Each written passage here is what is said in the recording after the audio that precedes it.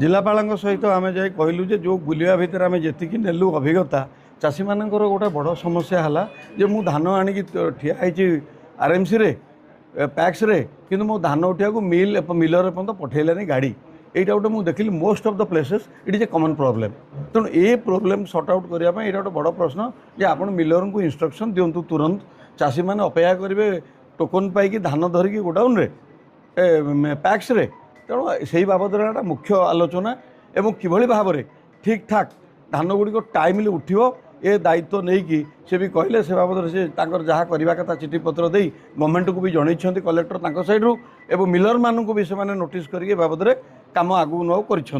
कहले आज्ञा किसी असुविधा हम ना मिलर गाड़ी पहुँचब एवं धान आप टाइमली उठीज फुल निश्चित भाव में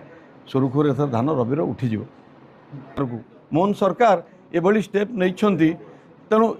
खरीफ धान नेले रबी धान नौ अन्य कौन राज्य आज्ञा अच्छी कि